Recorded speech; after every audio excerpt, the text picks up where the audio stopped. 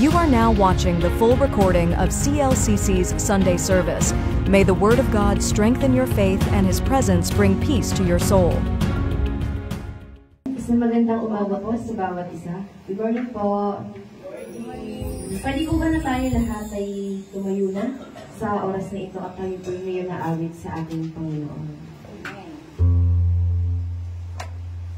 Handa na po bang umawit para kay Lord? Amen. Kinausap na po ba natin na ating Panginoon bago po tayo umalis sa ating mga bahay? Nakondisyonin ng Panginoon yung puso natin sa araw na to, na araw ng pagsamba, araw ng pagluwalhati sa Kanya. Na malaya natin siya makupurihan, malaya natin matanggap yung mga salita na mga pakinggan po natin mamaya. Hallelujah.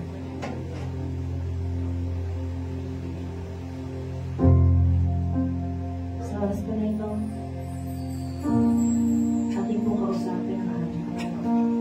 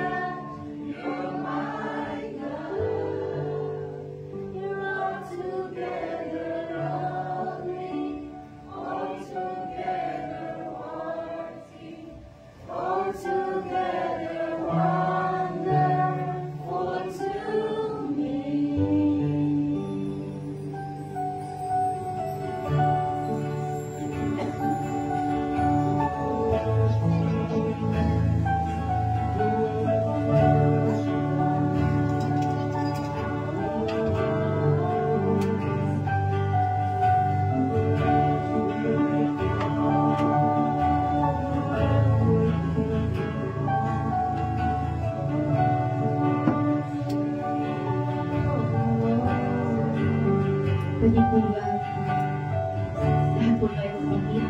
Salamat sa Panginoon sa oras na ito.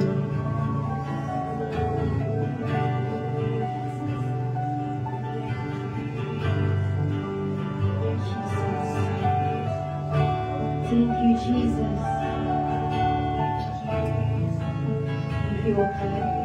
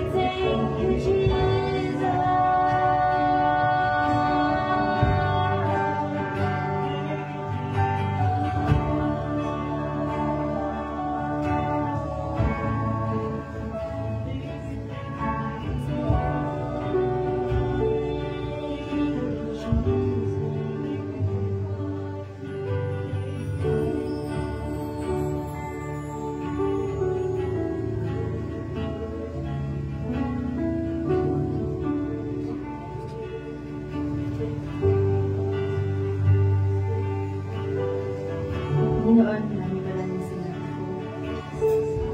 Salamat dahil napakabuti mo Ama sa amin. Lubos mo kami ng pagpasalamat Ama. Dahil meron kami sa buhay namin. Merong ikaw sa buhay namin, O Diyos. Magaan ang lahat kapag kasama ka namin. Kaya patuloy po kami nang-aawit at magpupuri sa presensya mo sa pangalan ko, Panginoong Jesus, dahil dakila ka, karapat-dapat kang sambahin, Panginoon. Lahat ng papuri namin sa araw na ito ay puri sa iyo lamang po, Panginoon. We thank you, Jesus. We thank you, O God. In the mighty name of Jesus Christ, everybody say amen. Amen. Hallelujah.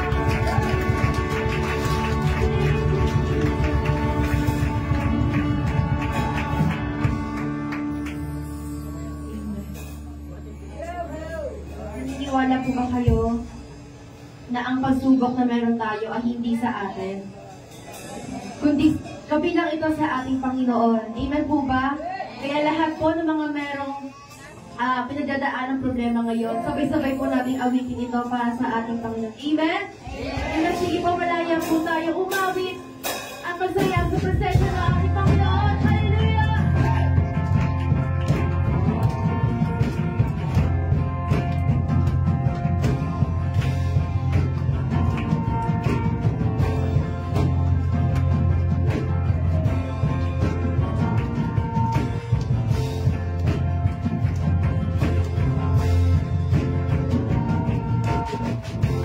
All I see is your body.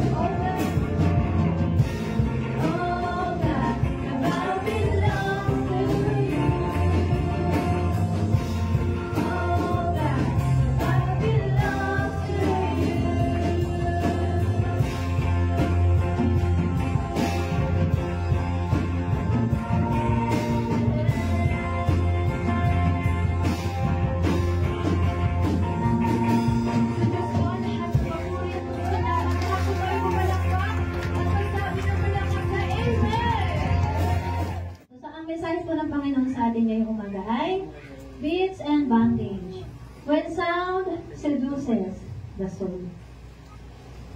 Ano po yung pinapakain natin sa ating kaluluwa lately? Itong mga nakalaan, mga nakalipas. Whether we realize it or not, every sound we hear, every image we see, every lyrics we sing along to, is either building us up or slowly binding us in the flesh. Building us up or unti-unti ka na pala niyang tinatali, ginagapos sa laman. Amen po ba? Our ears, our eyes, our minds, yan po ay gateways, daanan. The enemy knows that. He doesn't always come with horns and fire, maingay, may apoy, hindi po yan. Sometimes, and mostly, he comes with a catchy beat, a viral trend, or a harmless playlist. Hindi natin namamalayan, napapapasok na pala natin ang gawa ng kaaway sa ating buhay sa pamamagitan ng mga musika. Behind the rhythm, there's a strategy. Behind the entertainment, there's an influence. Kung hindi po tayo discerning, hindi po natin pinapansin, hindi po natin sinusuri, makikita na lang po natin yung ating mga sarili sumasayaw sa mga tugtugin na ito. That's leading us far from God. Nailalayo na pala tayo sa Panginoon. So sa oras po na ito, manalangin po tayo para sa mensahe ng Diyos na ating mapapakinggan. Father God, we thank you for this day. We thank you, Lord, na patuloy mo kaming binibigyan ng pagkakataon, mabuhay, makapakinig ng iyong salita, masama ka, mapapurihan ka. At sa oras po na ito, ay pakinggan po namin ang iyong mensahe. Ikaw po ang patuloy na kumilos sa aming kalagitnaan. Ikaw ang patuloy na mangusap sa puso at isip ng mga pangakapakinig ng salita mo ito.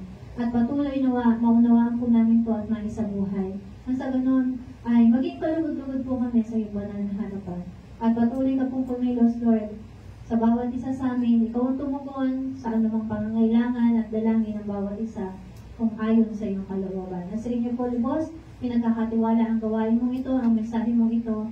Ikaw ang mahayag, ang mapapurian, ang madakila. In Jesus' mighty name. Amen. Praise God. So recently po may nag-trending na song from the movie na, siguro nga po familiar po kayo dyan, no? Sino nakakala ng movie na to? K-pop, The Demon Hunters. Sabi ko nung time na yun, sabi ko, bakit naman Demon Hunters, ayoko kong panoorin yung palabas na yan kasi sabi ko, Demon Hunters, tayo nga ang hinahabol ng mga demonyo. Bakit tayo yung maghahan? Kasi from the word itself, hunters, ano po ginagawa ng mga hunters? Naghahanap, tatargetin, papatayin. Di ba po? So, sa movie na to, yan yung title niya, Demon Hunters. So, sabi ko, bakit sila yung maghahan? Yung demonyo naman ang naghahabol sa atin.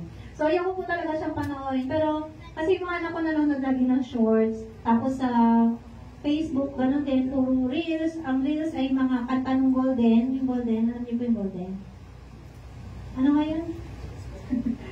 We're going pop, sinasayaw niya mo. Ayun po yung kantang yun. Tapos, yung, ayan nga, so yun yung halos songs nung mga challenge dun sa Facebook Reels at sa YouTube Shorts. Ginawa ng challenge, ginawa ng kung sino ba yung magaling kumanta, kung sino yung makakaabot ng part na yun, yung mga gano'n, kasi sino mas magaling sa pag-deliver ng song. So, nung nakita ko po yung isa pang video na sabi, may part daw po sila yung salungga dun sa movie. One line lang naman. Ang line niya dun, ayan, when darkness finally meets the light. So, hinanap ko, sabi ko, may part siya dun, tapos yun lang yung line. Sabi ko, bakit kaya kailangan isang tao lang yung mag-deliver ng one line na to? Kung dun sa movie naman, isang character lang yung nagde-deliver ng line. So, napaisip ako, so kaya na-curious ako, kaya pinanood ko siya. At kasama yung mga anak ko.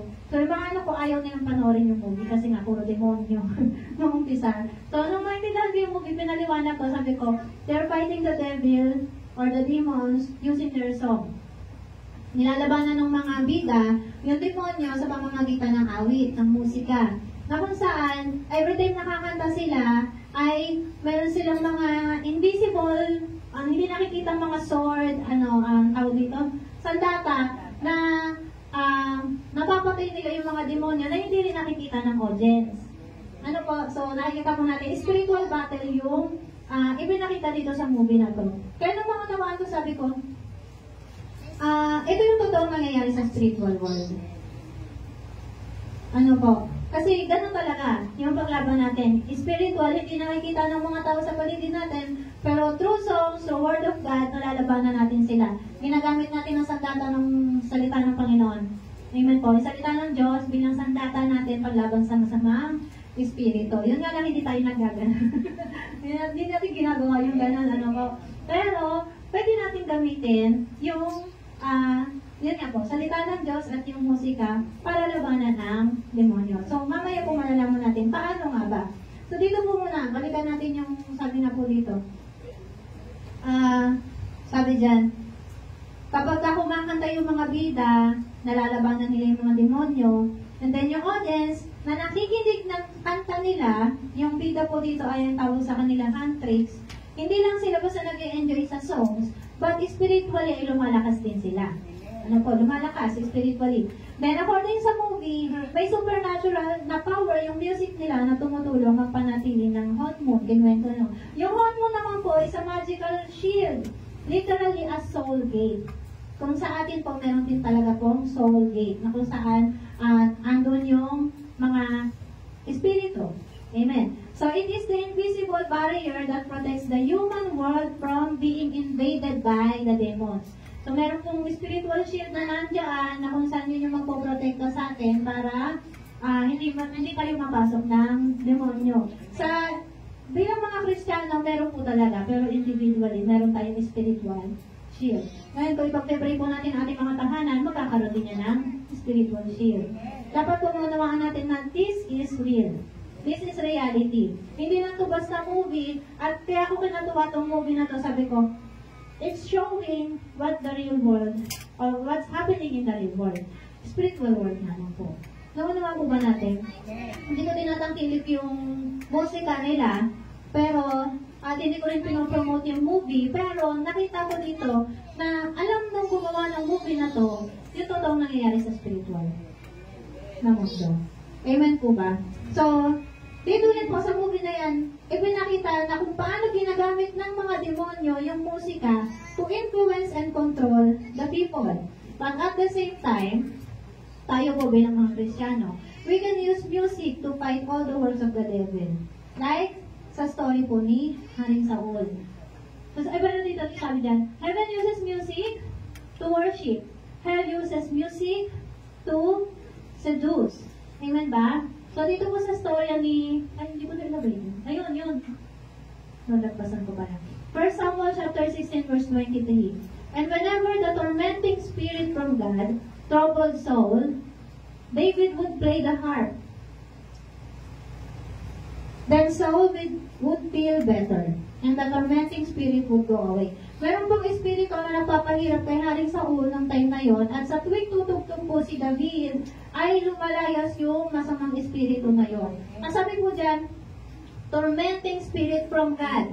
So, ibig sabihin po, hindi po galing kay Lord yon, kundi niloob ni Lord na yung masamang espiritu na yon na nagpapahirap kay Saul, ay pumunta kay Saul.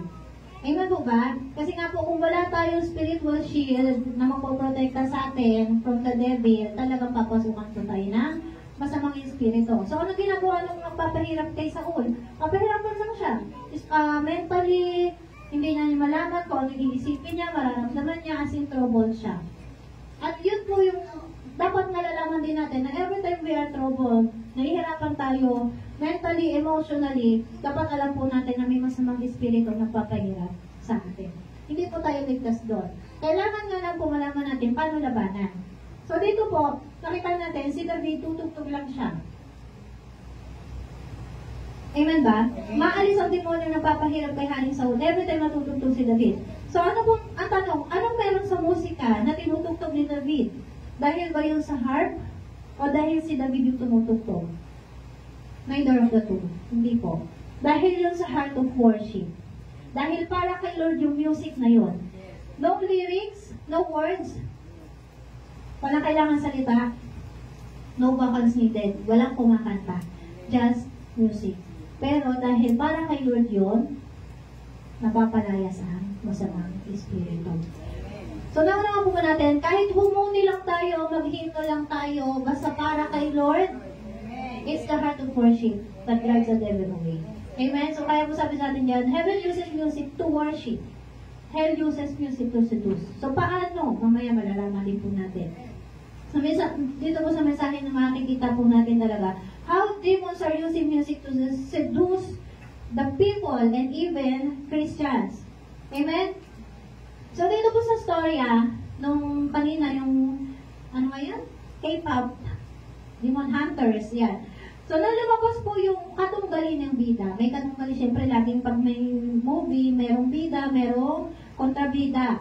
So, nang dumating po yung kontrabida, kilala sila bilang Saja Boys. Na siguro alam nito. So, may katalit sila na ng mga Saja Boys, yung fans ng bida. Then, palaunan, meron po silang mga songs sa fans nila na kung saan ay pinapakita how demons are using music to seduce people.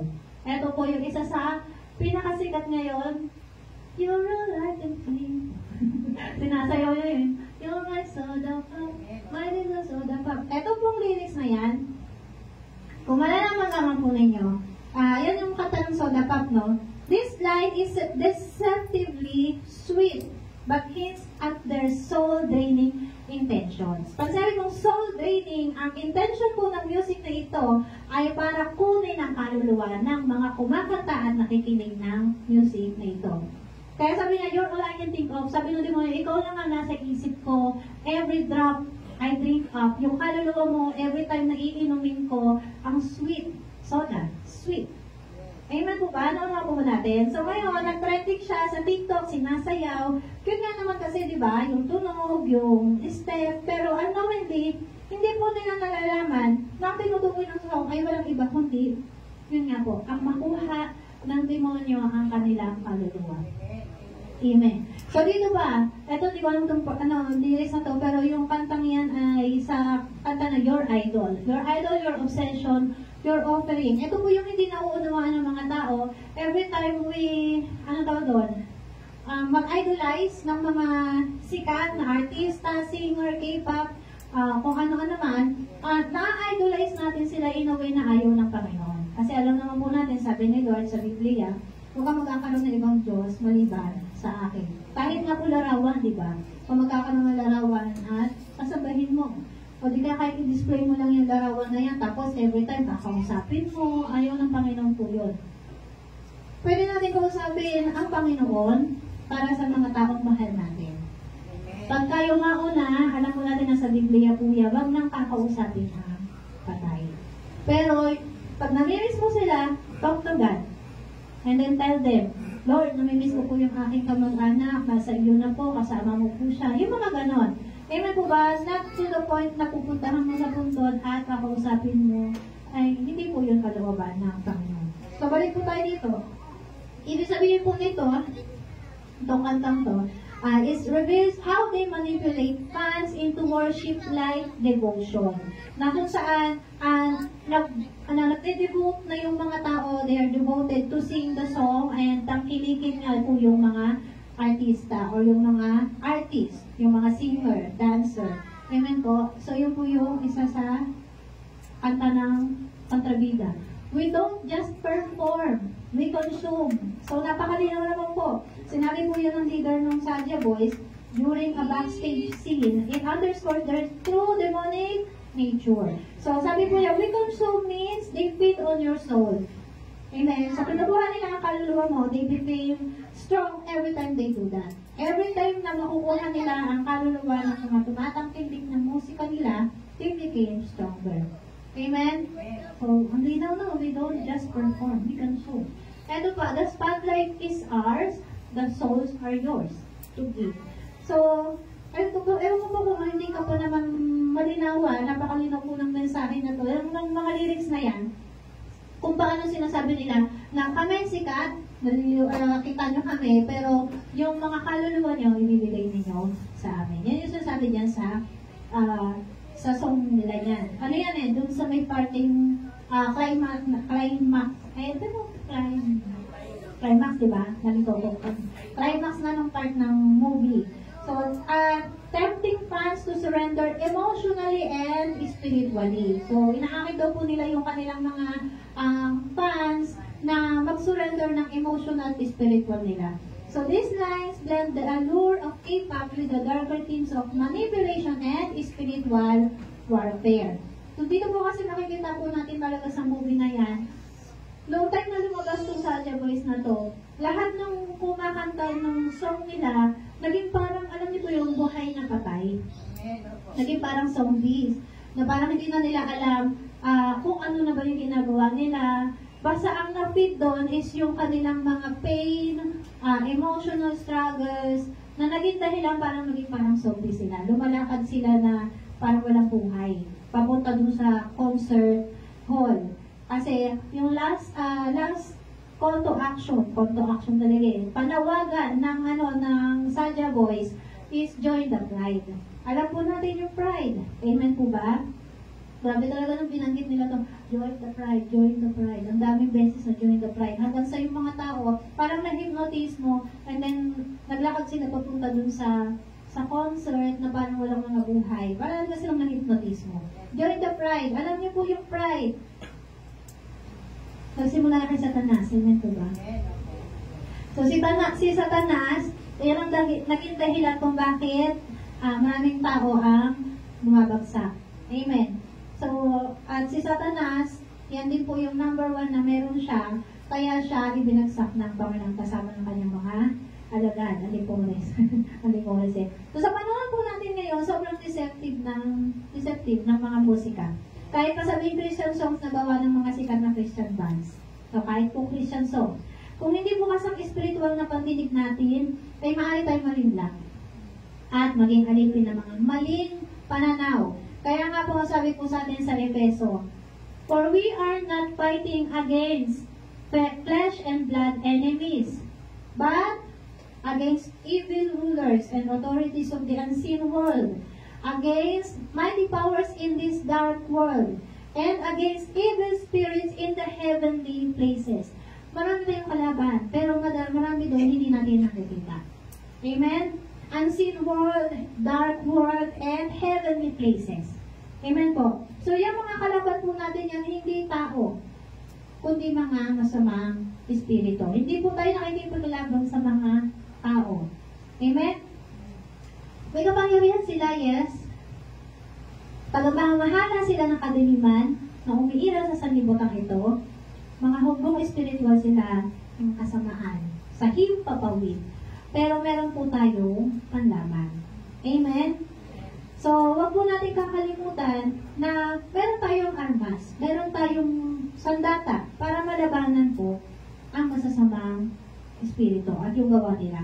May mga kalaban po tayo, hindi natin nakikita, pero kadalasan, yun nga lang, imbis na labanan natin ay wini-welcome po natin sila na hindi natin namamalayan. Kaya ang tanong po, what are you feeding your soul lately? Ano ang pinapakain mo sa iyong kaluluwa? Sa panonood po, maraming palabas na hindi mo alam, nagtuturo sa iyo na magkaroon ng galit, ng inggit, ng selos, at yung iba pa nga tinuturuan ng mga lunya. Amen? Kasi mga palabas sa hindi naman ako nanonood, pero hindi ko na alam mga palabas sa TV. Pero alam ko lang talaga, laging, agawan, taksilan, patayan, nakakalungkot man po. Pero, hindi siya nakakatulong sa atin, emotionally and spiritually. Nalilibang tayo, yes, pero hindi natin alam, nagtatanim na pala tayo ng mga masamang espiritu sa atin. Amen?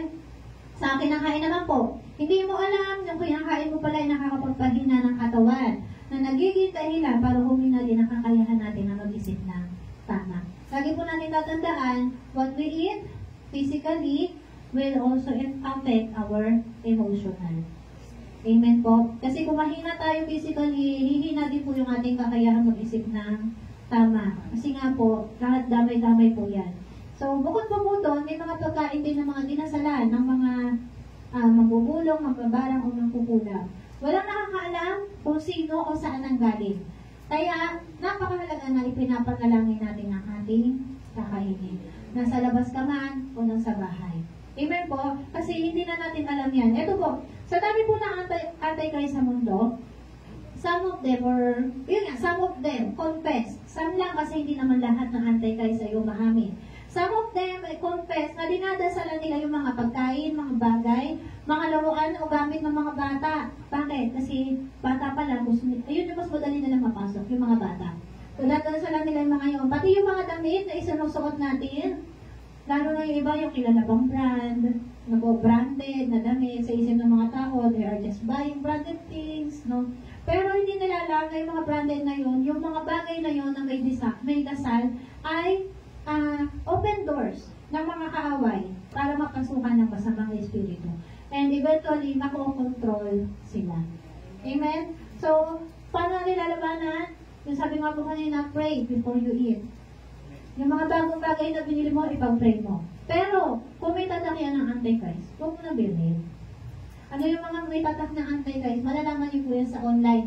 Marami po yan. I-search na lang po. Anong brand yung Antichrist? Ano po? At ipapakita po nila yung mga bagay na yun. Alam niyo ba, nakakatuwa lang po sa panahon natin ngayon, hayagan na. Hayagan na, ibig sabihin, hindi na sila natatakot na Antichrist sila. Ipinapahayag na talaga nila na itong brand na to, ito ay Antichrist. Kaya hindi na po tayo dapat mag-isip, ano kaya dito yung Antichrist, hindi ko alam. Hindi na po tayo mapaparanoid kasi palalaman nyo na po. Search nyo lang din, alam nyo na Antichrist yun. So dahil Antichrist yun, expect nyo na may sumpa, may dasal. So pag may sumpa, may dasal, huwag nyo nang itangkilit. Amen ba? Isa sa mga meron doon, Starbucks. Yung Starbucks naman po, may times na nabili po ako doon. Yung pagkain nila, yung tinapay, pero syempre ipag-try mo. Tapos yung mga, hindi ko lang binibili talaga doon, yung mga branded nila na, tumbler, baso, yung mga gano'n. Kasi syempre may tatak na yun eh. Tapos kapag yung ibinigay sa'yo, may papel na, paper bag na may tatak, eh syempre itatapon yun, di ba po? Ang kakainin lang natin is yung pagkain, but again, ipag-pray. Kasi nga po, yun ay product from Antichrist. Sino yung nag-founder noon, alamin nyo na lang po sa Google po. Basta yung pinaka-image po ng logo ng Starbucks ay nagsisimbolize doon sa huling panahon Antichrist. Ano po? So, maging bukas naman po yung ating pananaw pagdating sa mga bagay na ito. Hayagan na po ang masamang espiritu. Hayagan na po yung gawa nila. Kaya hindi na po dapat tayo mag-isip na hindi to totoo, sabi-sabi lang nila yan. Ipinapahayag na nga nila hindi ka pa maniniwala. Ngayon ba, yung Tesla, Antichrist din.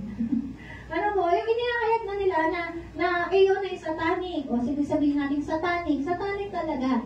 Ngayon, ikaw na lang yung ulam, maniwala ka.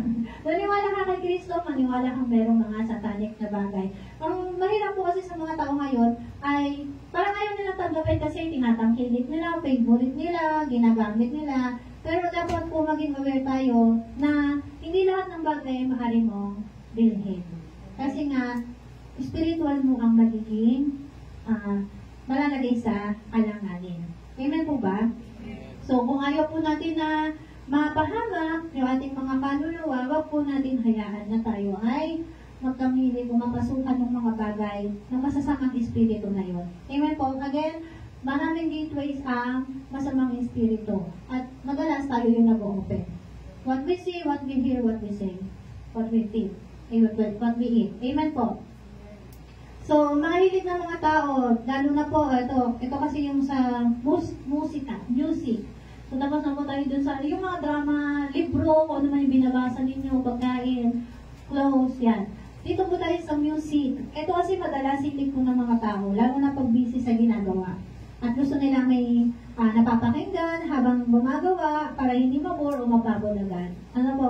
So ako po, rinig ko po sa inyo habang nagtatrabaho ako. Minsan, kung hindi ako magpe-play ng music, magpe-play lang ako ng something drama dun sa sa cellphone ko, sa FB Reels, FB.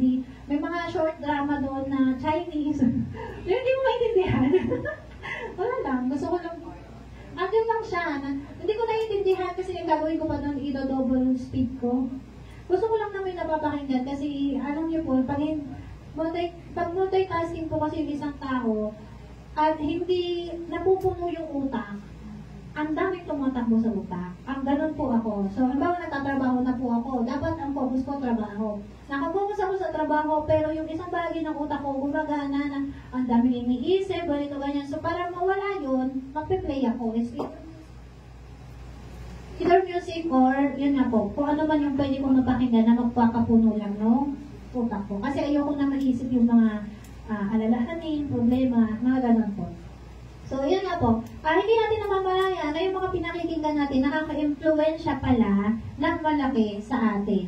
So, isa po sa nakakatuwa kasi meron akong isang pinakikinggan na song na kanta ng Indiana yun eh, Indiana Christian Church syempre, sa ibang bansa. About joy yun. Hindi ko binasa yung lyrics, as in pinakikinggan ko lang yung kanta. Walang lyrics dun sa kanta. Tapos, lagi ko lang piniplay.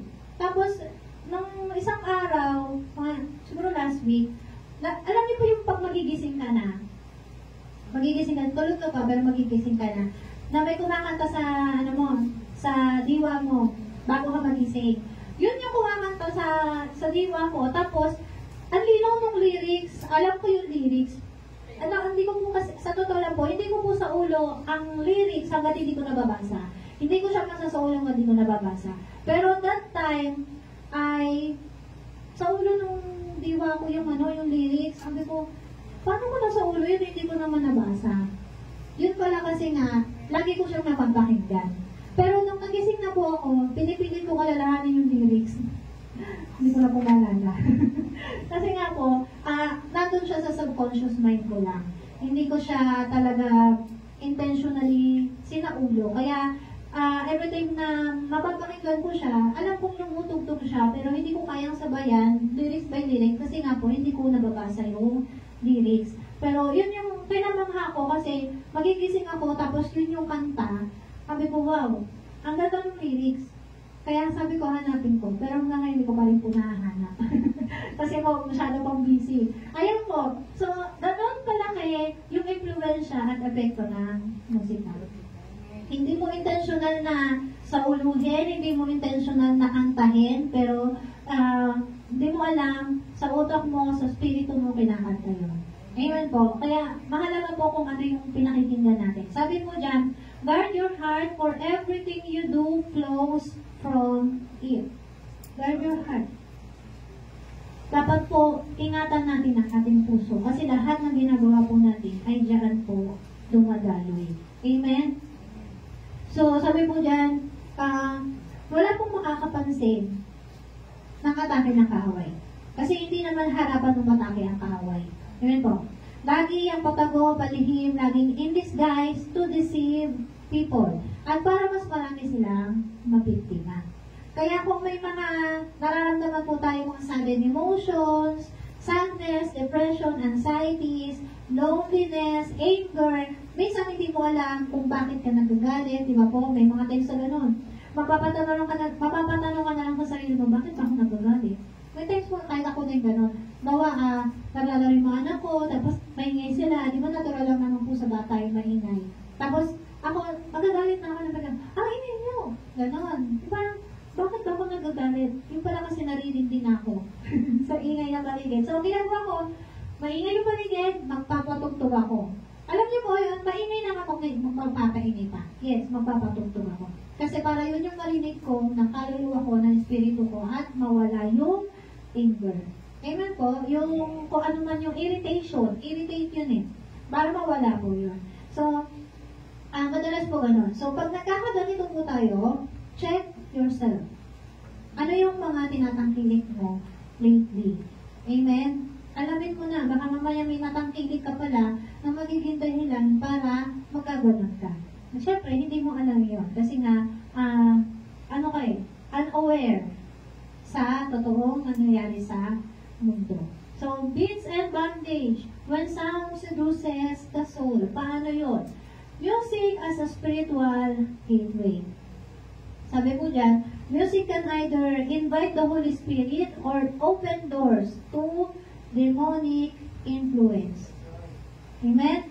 Spiritual gateway, napakagandang spiritual gateway po ng musika. Kasi nga, hindi mo man yan, sabi mo, hindi mo man yan intentional na sa uluhin, alamin, aralin yung kanta. Basta napapakinggan mo lang, papasok yan sa kaluluwa mo, sa puso mo, sa utak mo. Tatatak po yan. At eventually, hindi mo namamalayan, nasasagayan mo na, nakakanta mo na. At yun nga po, dapat alam nga lang natin kung ano yung ating pinakikinggan. Nai-invite ba niyan ang Holy Spirit o nagbubukas siya ng daan, ng pinto, para sa mga impluensya ng demonyo? Sabi po dito, mayroong mga demonic tactics ang kaaway through music. Number 1, emotional manipulation. Yung lyrics that stir lust, rebellion, pride, or despair. Ayan po ay emotional manipulation. Marami pong songs, marami pong kanta na nagdidikta na pala sa'yo para maramdaman mo yung isang damdamin na hindi mo dapat maramdaman. Alam niyo po yung kanta na Akin Ka Na Lang? Diba? Sumikat din yung nakulaan. Ano yung kanta na yun? Kinakanta niyo yung song na yun, ang sabi doon, bakit hindi mo maramdaman? Diba? Hindi mo maramdaman na mahal kita. Yun na lang in short. Tapos, yung lalaki, may ibang mahal. So, ano yung tinuturo ng song? Makagaw ka. Tama ba?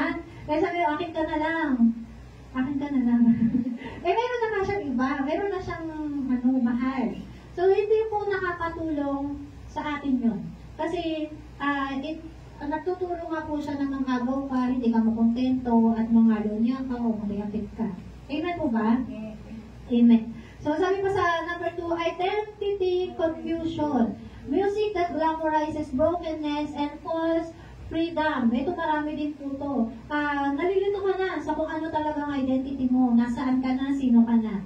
Tapos, dahil broken ka, bibigyan ka nito ng false freedom sa pamamagitan ng mga musika na to. Hindi na po ako bibigay ng halimbawa kasi baka mamaya mabasyak. So, yun ako sa basya. Pero maging masuri po kayo sa kanta. Amen po ba? Sa kantang inyong pakikinggan. At hindi ko po sinasabi na yung mga hindi Christian song ay hindi nyo dapat pakinggan. Wala po tayong ganon. Ang sinasabi lamang po natin, maaari nyo pakinggan secular song, yes, pero maging masuri kayo.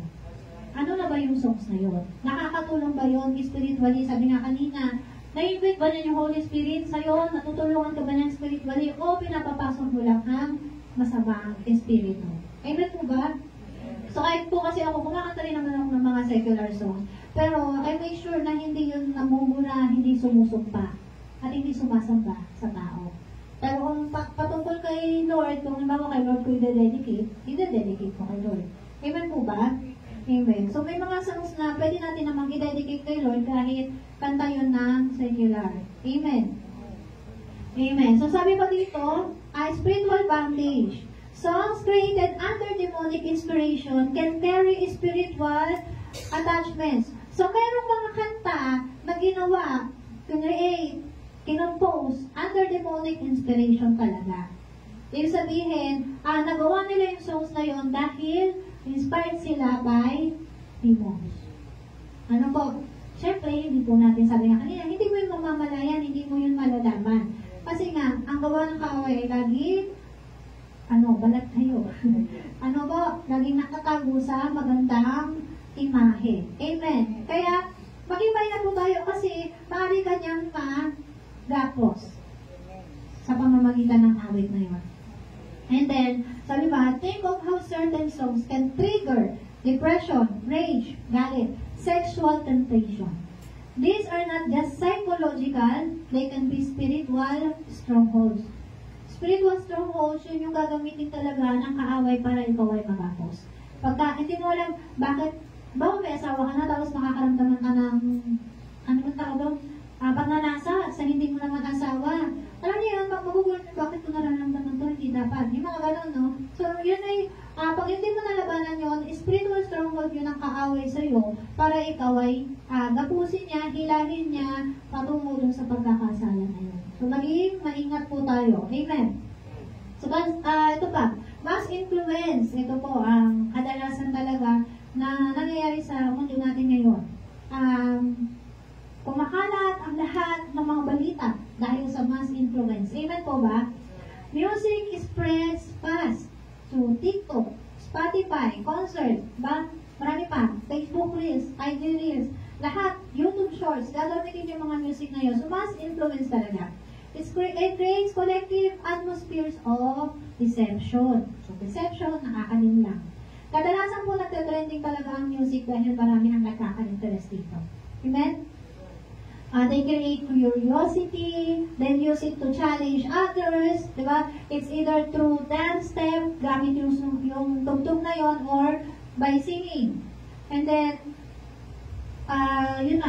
challenge others, use it to promote their products, services, and so on. So, marami pa po yan. Dahil doon, mas dumadami ang tumatangkilik at mas marami ang nakakapakinig ng musika. Yung iba pa, they just listen or sing the songs kasi trending. Without them knowing kung ano ba ang meaning ng song. So, bigay po ako ng isa. Naalala ko po kasi dati, last year, nag-trending po yung song na Rivers of Babylon. Alam niyo po yan? By the rivers of Babylon, let me stand down, there we. Oh, yun. Pero ito po dapat malaman natin kung bakit ito may song na Rivers of Babylon. So, isa po ito sa mga sikat na disco hit noong 1970s. Rivers of Babylon. Pero hindi lang ito basta sayawan, may malalim itong kahulugan. Bakit yung Rivers of Babylon na isulat, nagawa ng song na parang, ano yung style niya? Reggae, ganyan, no? Reggae style. Alamin po natin, sino ba kasi nag-compose ng song na to? So sabi po dito, galing po ito sa Bible, galing sa Bible yung lyrics, inspired by Psalms 137 at Psalms chapter 19 verse 14. Isinulat po ng mga Hebreo habang sila ibihag sa Babylon, 2,500 years ago. Ang kanta ay naging simbolo ng pag-asa para sa mga African slaves sa Amerika. Naging Kristiyano sila at nakarelate sa mga Israelites na naging alipin sa Egypto at Babylon. Pero, ayun po, pinalaya naman sila ng Diyos. Again, sino po yung nag-inspire? Yung mga African slaves. So, sila po yung nag-compose. Actually, na-compose yung song, sabi nga kanina, sa Awit chapter 137 at 19 verse 14, na ginawa ng musika ng Rivers of Babylon. Ewan po ba, ng African, yung Rivers of Babylon. Kinanta nila, nilagyan ng music. Kaya, alam niyo po mga Africa, Negro, so kung talagang tumutog sila, reggae madalas. At yun yung dahilan kung bakit ganun yung tugtugan ng Rivers of Babylon. So, naniniwala po yung mga black slaves na sila rin ay mahal ng Diyos. At balang araw ay magiging malaya rin sila. At mangyari naman. Ano po? So, yung nung time na naisulat yung Rivers of Babylon, nabihag po yung mga Israelites sa Egypto ng Egypto at Babylonia. At etong mga black slaves ng African, ng Amerika, ay naniniwala din na sila din ay mapapalaya. Kasi during that time nila, sila ay alipin. Ay yung mga black African. Ayan po. So, sabi dito, may niya sila dyan, how can we sing the Lord's song in a strange land? Hindi sila kabaloon sa Amerika. African sila. Pero ginawa silang alipin. So, dinala sila sa Amerika. Yun nga. So, magpapakita po yung lyrics na yun ng longing nila para sa kanilang homeland. Na yung Africa, na parang sa kanila yun yung Zion. Yung Zion sa Israel. Amen po. So, brief history, makikita po ninyo dyan. Si King David ang nag-unite sa 12 tribes ng Israel at ginawang capital ang Jerusalem. Ang anak ng si Solomon ang nagtayo ng templo para kay Lord. Pagkamatay ni Solomon, nahati ang kingdom, Israel sa north at Judah sa south. Na-invade ang Israel ng Assyria at nawala yung kultura nila. Sumunod, sinakop ng Babylonia ang Judah, sinira ang templo at dinala ang mga tao sa exile. Sa gitna ng despair, so despair sila, Lumitaw ang mga propeta at nagbigay ng pag-asa. Dito nagsimula ang Judaism. Paniniwala ang Diyos ay nasa lahat ng lugar, hindi lang sa Jerusalem. Kahit ulit-ulit din ang exile, tulad ng ginawa ng Romans, 500 years later, nanatiling matatag ang faith ng mga Hudyo. Kaya nilang umawit ng papuri kahit nasa ibang lupain. Kaya po naisulat yun sa awit.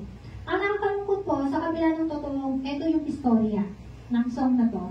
No, malungkot po yan eh. They are longing for their land. Itong mga black slave, African. Kaya kanta nila, by the rivers of Babylon, where we sat down. Iniisip nila yung kanilang homeland. At sinasabi, paano namin makakanta, paano pa kami makakakanta, paano pa kami makakapagpuri sa Panginoon, ngayong nasa ibang lugar kami. Amen? Ang lungkot nila, ang sakit ng song. Pero alam niyo po mas nakakalungkot sa panahon natin ngayon.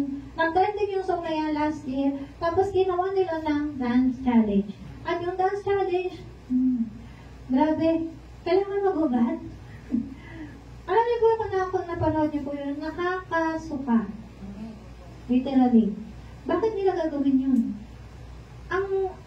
Yung song is, maganda yung lyrics, nakakalungkot, nakahabag ka sa mga taong umaawit itong song na to. Tapos ganun yung gagawin nila, maghuhugad. Sabi ko, nakakalungkot mga tao kasi they just do that because trending. Ginawa nila yung kasi trending. Hindi nila naunawaan yung mensahe ng song. Hindi nila inalam kung para saan ba yung song.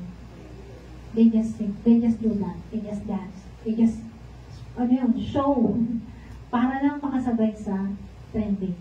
So, yan po ang demonic tactics to music. Mass influence. Kaya, sinabi sa atin sa Roma, diba? Huwag kayong sumangayon sa takbo ng sanlibutan ito. Amen? Sabi po sa 1 John chapter 4 verse 1, nasa na ba ako? Beloved, do not believe every spirit, but test the spirits, whether they are of God, because many false prophets have gone out into the world. Ay, ganito. Nawala yung isa kong slide. Dali lang po Nawala yung isa kong slide.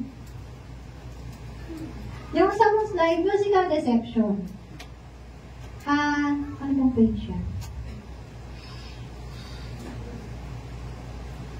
Pati-change nyo nga yung yung pangalawang musical, ano nga yan?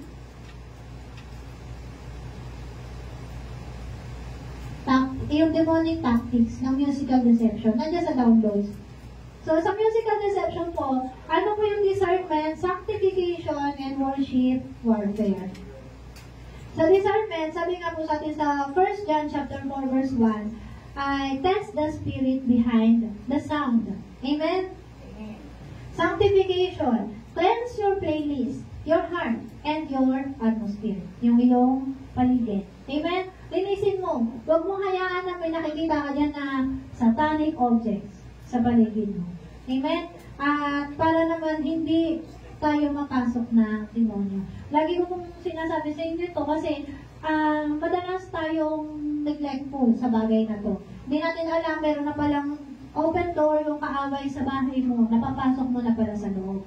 Amen po ba? Kaya, sanctify natin. Huwag po natin hayaan na tayo ay ma-deceive ng music, ng mga bagay na ito. And then, worship warfare. Sabi po sa atin, use music to glorify God and drive out darkness.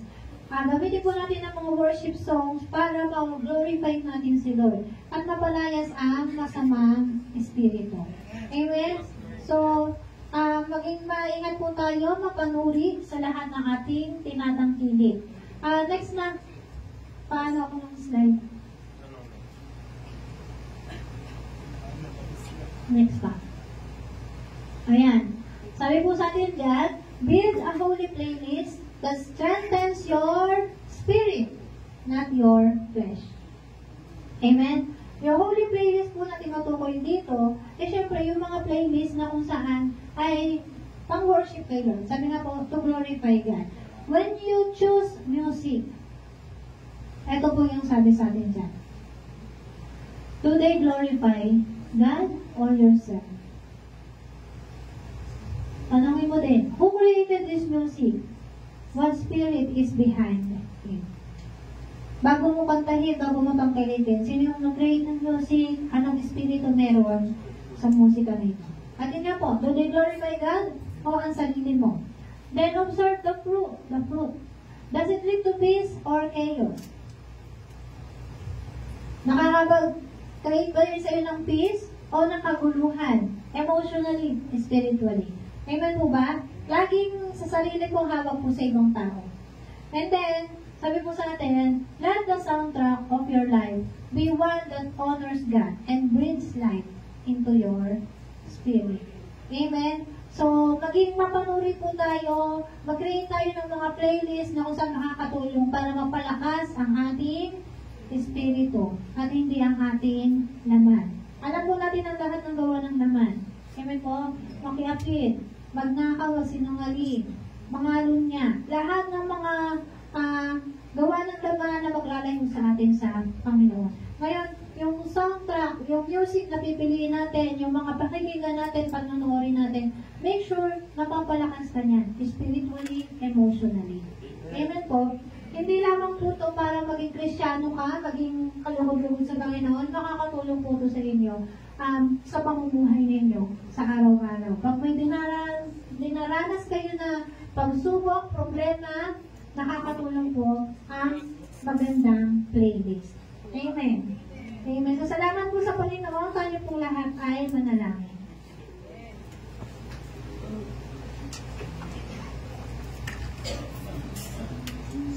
Meron po tayong battle. Sabi nga po kanina sa atin sa Efeso. At ang laban po natin ay hindi tao. Amen po? Hindi sa tao. Ang kinakalaban po natin ay masama espiritu. At kung hindi mo kasama ang Panginoon, hindi mo kakayanin ang laban. Kaya lagi po nating hanapin ang Diyos sa lahat ng ating ginagawa, sa lahat ng ating tinatakilig, hanapin mo ang Panginoon. Sa lahat ng iyong pakikinggan, hanapin mo ang Panginoon. Nasa ganoon, kasiguro mo, kasama mo siya, nakakalugod ka sa Kanya, at pang-protektahan ka ng Diyos. Sabi ko sa awit kanina, when I fight on my knees, lumuhod ka, itaas mo ang kamay mo, sambahin mo siya, papurihan mo siya, at anumang laban mo sa limahay, magtatagumpay ka. Dahil ang battle belongs to God. The battle belongs to the Lord. Amen. So when I fight on my knees, with my hands lifted high, oh God, the battle belongs to you, and every fear lay at your feet. I sing to the night, oh God, the battle belongs to you. So when I fight, sige, maaari mong awitin ang awit ngayon, itaas mo ang kamay mo, papurihan mo ang Panginoon. You declare that the battle belongs to God alone. The battle belongs to you, and everything lay at your feet. I sing to the night, oh God, the battle belongs to you. Maaari kang tumayo sa oras nito. Papurihan natin ang Panginoon. Sambahin natin siya. Ibigay mo ang laban mo sa Panginoon. At ano man yan pinagdadaanan mo, magtatagumpay ka. Basta't kasama mo ang Diyos. Hallelujah.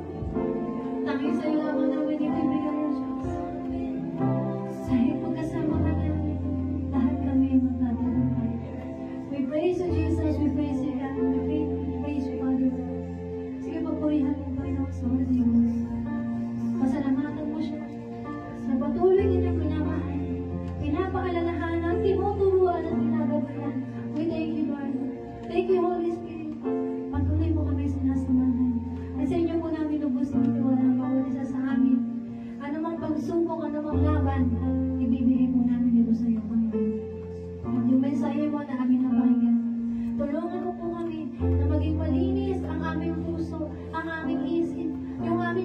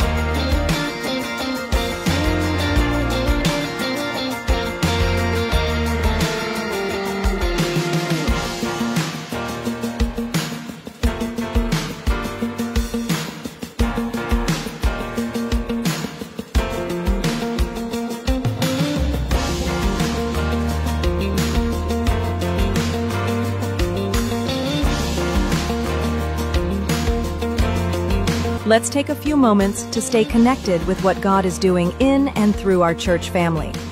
Please tune in to these important announcements, opportunities to grow, serve, and fellowship together. Join us for morning devotion every Monday to Saturday from 5 a.m. to 7 a.m. live on our CLCC Facebook group. Come early, come expectant, and begin your day with the Word, worship, and a fresh encounter with the Lord. Let's grow together in faith, one morning at a time. We also invite you to a special time of seeking God together. Join us every Friday night from 7 p.m. to 8:30 p.m. for our prayer and Thanksgiving gathering. It's a sacred space to pour out our hearts, lift up our needs, and give thanks for all He has done. Come expectant. Breakthrough happens when we pray. And for our young champions, don't forget Amazing Kids, happening every Saturday from 9 a.m. to 11 a.m. right here at CLCC. It's a fun, faith-filled time designed especially for children ages 6 to 12, with Bible stories, songs, games, and lessons that build strong foundations in Christ. Your kids will love it. We'd love to see you again next Sunday. Join us for our Sunday services here at CLCC. We have 2 worship services every week. First service starts at 8 a.m. and second service at 10 a.m. Come early, come expectant, and bring someone with you. There's always a seat for you in God's house.